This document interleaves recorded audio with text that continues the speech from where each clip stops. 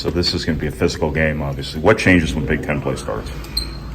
I think just being more familiar. Obviously, we have a lot of returners. They have a lot of returners. You're more familiar with what they run. We both run a lot of stuff, which can cause confusion no matter if you're familiar or not. So, but obviously, they're guys that they have coming back from last year. You're just more aware of them than you are maybe playing a non-conference opponent earlier in the year. But you still got to go out there and compete and be productive. You've won a lot of different ways, and now this is kind of rock fight time, isn't it? Yeah, well, I think in Honolulu it was rock fight time, and I thought the games got officiated differently in all three of those games, and our guys were able to adapt and continue to play, even though at times it wasn't pretty, and we had some times where we didn't score the ball as well as we thought, or made decisions as well as we thought we were capable. We hung in there and were able to get enough necessary stops and rebounds, to pull out those victories. You've seen quite a bit of Boo Buie over the years. Yeah. Do you feel like you kind of know everything you know about him in terms of crafting a defensive game plan here? Yeah, but he's one of those guys that can make individual plays. So, you could actually take him out of what you want to take him out of, and he still, hits a 25-footer or hits a floater, or, gets a matchup that he likes, or maybe a matchup that you like, and he still has success. But that's a good player.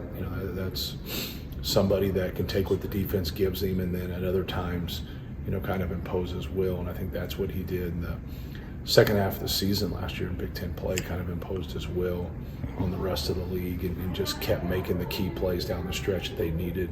Ade obviously had some games, and Ade was obviously a great defensive player. But those guys were a really good tandem, last year. With what they do with all their post-trapping and things like that, how much onus is on Zach's decision-making? Well, I think it's everybody more than anything. You'd be surprised when he has turnovers. There's guys not doing what they're supposed to be doing in our scheme. And, whether we're going to hold somebody or cut somebody through or dive somebody or screen somebody in or whatever you're doing, you just got to be on the same page. So, we've seen aggressive double teams. And so I think that's, for us, it's decision-making, but it's just also handling their pressure. The emergence of Brooks Barnhizer. Yeah. He came on late last year. How much has he added with defense, and then obviously a second score? Right. He really adds another element just because, they've just put a big guard at that 4 spot. And now his ability to drive the ball, his ability to make shots and make plays, and good passer, good competitor, and just across the board, he's just an all-around, good player. Is that kind of one of those deals where you need to leverage your size against him versus his skill? Yeah, but you still have to, play your game. You can't go away from your strengths to try to go get a matchup. They go and get that matchup against a lot of people. They set 4 or 5 ball screens. He brings the ball up the court. Sometimes he's more of a scorer. Sometimes he's more of a distributor. But outside of the ISOs for Boo Buie, he's normally involved. It's a game that you guys lost last year at Northwestern. Mm-hmm. Is that a motivating thing you even have to do, or is that just something you leave to the players to kind of get an edge? Yeah, well, obviously we'll watch tape and watch, some of our shortcomings and try to be able to fix it. Obviously we won the league by 3 games. We had a number 1 seed in the tournament, so it didn't hold us back too much. But it was, I just thought the last 10 minutes of the game, you can't adjust to how things are going to get called at that point. You got to be able to be settled in. You've been playing basketball for an hour and a half, and they got really physical and got really aggressive, and we didn't handle it well.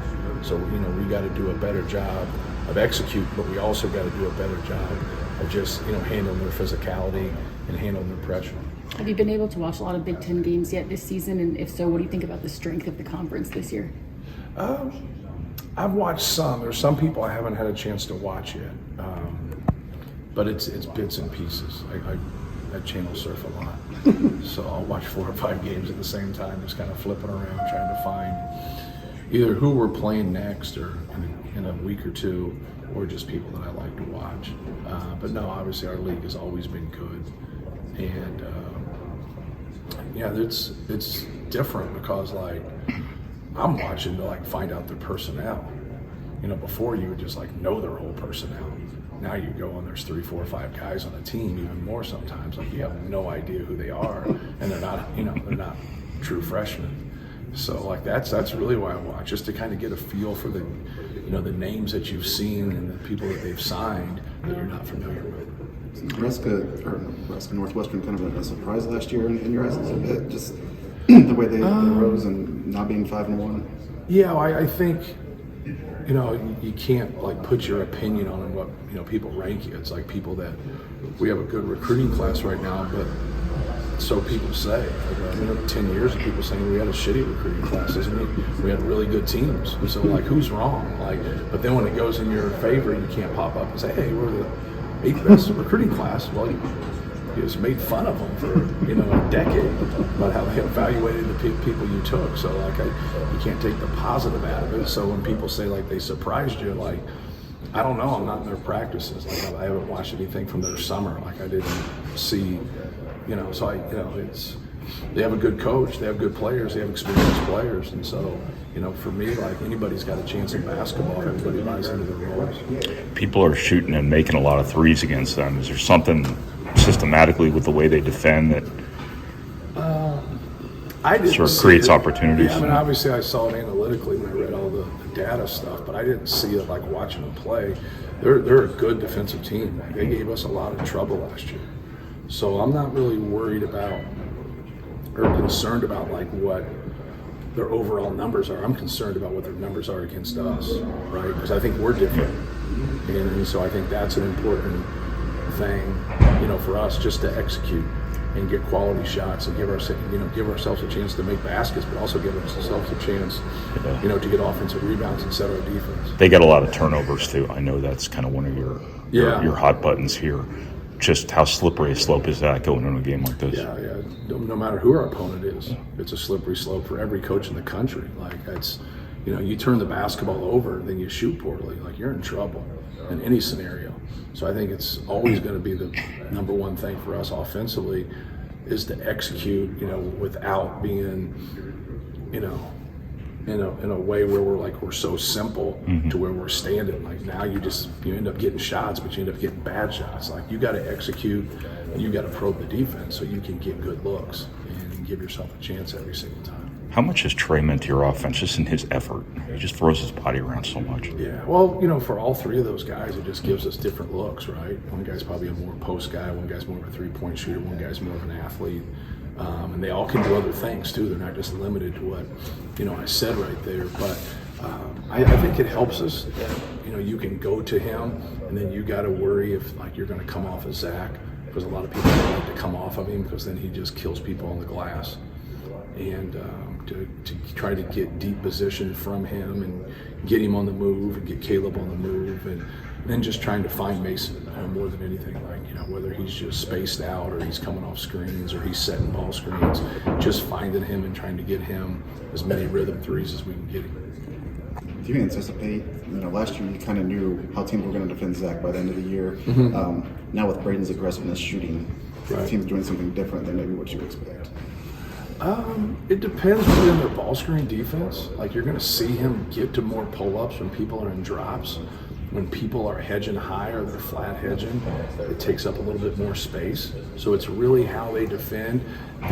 They've switched things 4 ways.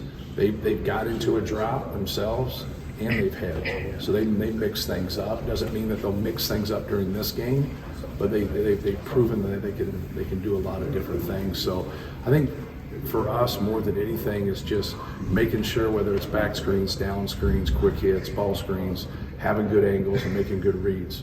You get a feel as you get through the game, like what they're doing, but don't have that set, let your mindset get into it and say, oh, this is what I'm going to do. Just, trust your instincts and just play the game.